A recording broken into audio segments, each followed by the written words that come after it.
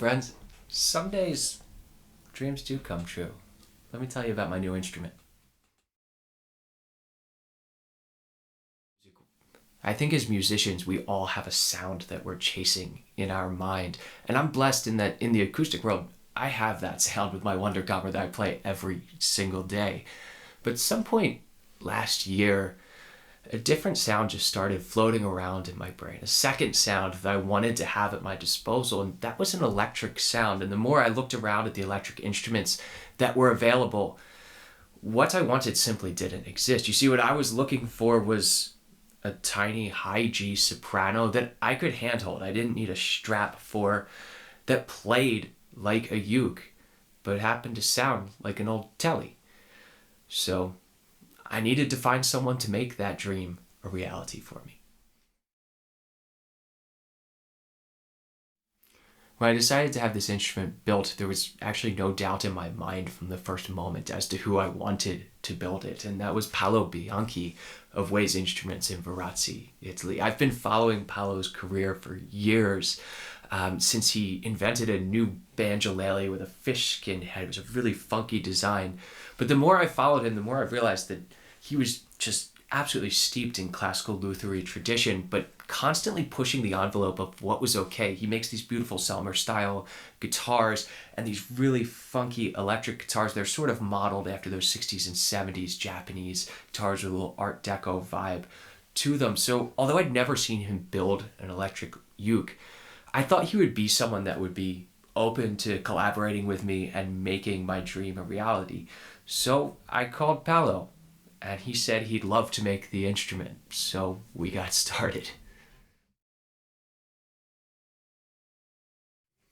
Now, obviously, Paolo and I live on opposite sides of the world, but luckily with mass communication, I was able to just send him a spec list of what I needed on the instrument. So let's talk about the specs of this from my perspective. The main thing was that I needed to be able to hold this like I do my other uke, which for both of us meant this is a chambered body. What's actually in here is mostly hollow. We just have a cap on top to keep the weight down. This still weighs probably close to twice as much as my regular uke, but it's very light, it's very manageable. I can hold it like this, not fight it. It's perfectly balanced. The other thing that I needed was just one pickup, and we're going to talk more about the pickup in a little bit. Something else that's very important to me is having a 0 fret on an electric instrument. I'm going to see if we can get this up here so you can see this right here. This is our nut where usually the strings contact. This is a 0 fret so that we have less of a sound difference between fretted notes and open notes, which is something that's always bugged me on electric instruments. I needed to have our friction tuners on here, but because we were going with steel strings on this instrument, I didn't want to use traditional friction tuners. So these are actually planetary tuners. These are geared tuners inside here. We went with individual saddles, string through body design for the entire thing, so that I can intonate every single string properly, which is very important on steel string instruments because let me tell you, the intonation is not forgiving on an instrument this small, so we need to be able to make it in tune at all times. Another thing that was very important to me was having a locking jack. And I know this seems silly to most of you, but I actually have a button over here that locks my cable in or my wireless system when I use it. Because if I'm going to handhold an instrument like this, I need my cable here, but I don't want to pull it out. And these are the little things that are really important to me. We originally wanted to have our volume and tone knob here, but Paolo talked me out of it and decided that up here would be better, and he was absolutely correct because when I'm playing this instrument, when I go up for a lead sound, I can just pull it like this and hit my volume and tone. It of course also has my classic inlay on here, just like my Wunderkammer, the Moon, but we did a little deconstructed basic style of it to kind of nod back to those 60s ones. So as I sent Paolo my spec list, he said everything was okay, and he started sending me drawings of the instrument. In fact, the first drawings came practically overnight as I set the specs, and I would print them out and mark them up, and we'd do measurements and make sure that everything was exactly as it needed to be. And as we got closer to designing the instrument and really finishing what it was, It just so happened that I had to go to northern Italy to visit my partner's parents. So Paolo was kind enough to come down from Varazzi to Genoa and hang out for a day, eat some ice cream, but also look at my standard uke, because a big thing to me is the feel of a neck on an instrument. And what I have on here is a V-shaped neck, much as I have on my Wunderkammer. And Paolo was able to just feel around on my Wunderkammer and go back to his studio and make that neck on here. So I can say that the instrument that he created me feels like my Wunderkammer. So let's talk about the pickup for a moment here. Paolo is a wonderful luthier, but he does not wind his own pickups, so the search began. And most electric ukes that you see will either have just overseas pickups made that are made in a cheap factory, or guitar pickups on there.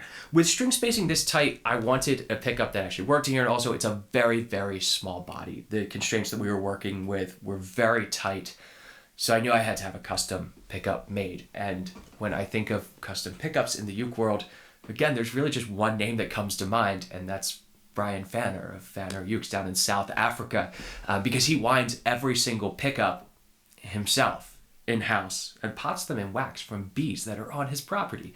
How cool is that? So I emailed Brian and asked him if he'd be interested in making me a pickup for this.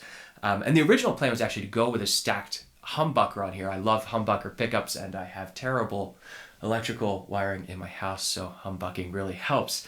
But unfortunately, we just didn't have the space to do a stacked humbucking pickup. So what we decided to do was a single coil, which you can see here with exposed pole pieces, with a dummy bucker inside, which is a pickup wound but with no magnet in it. That gives you the hum canceling of a humbucker, a little bit of an extra load, but sounds more or less like a single coil pickup, which ultimately the single coil pickup sound is what we wanted. That's what the neck position of a Telecaster is. That's what I was looking for.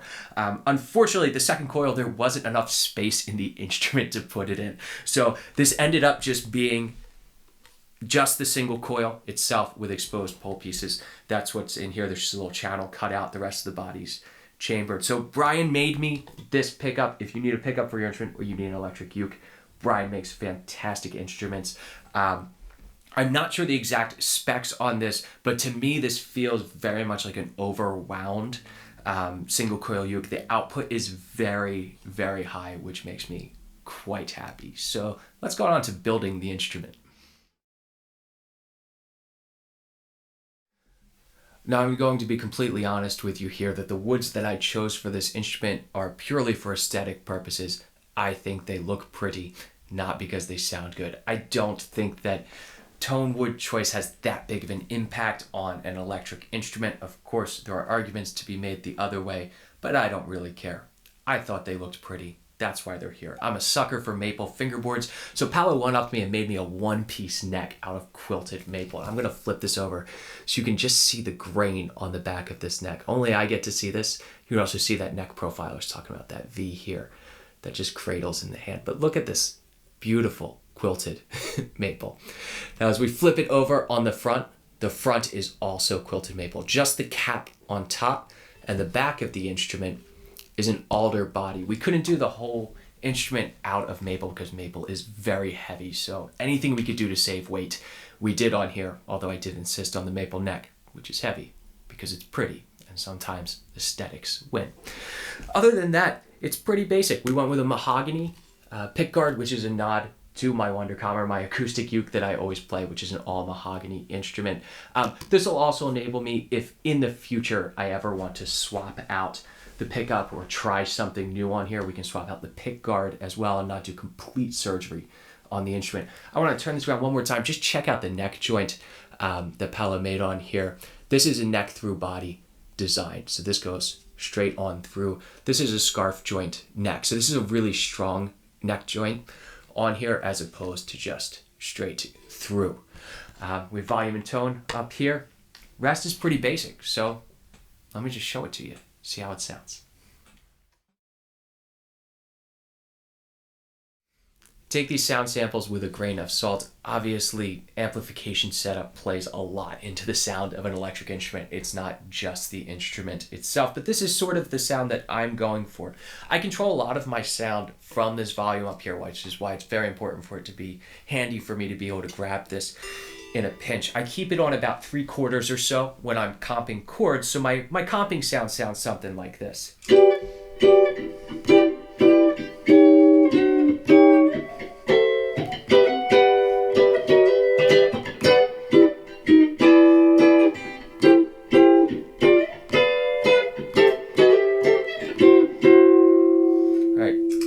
So I get a nice little breakup in there. It's got a nice warm fat sound on there. I should say the sound in this is the microphone that I'm using in my room, and I'm also going direct from my amp as well and mixing that together. So you're getting a little bit of both sides of that. Now, if I want to do a solos on here, I could use a boost on my pedal board, but I usually just turn up on my instrument and hit the amp a little bit harder. So I'll turn it all the way up when I'm doing a solo. It'll sound a little bit something like this.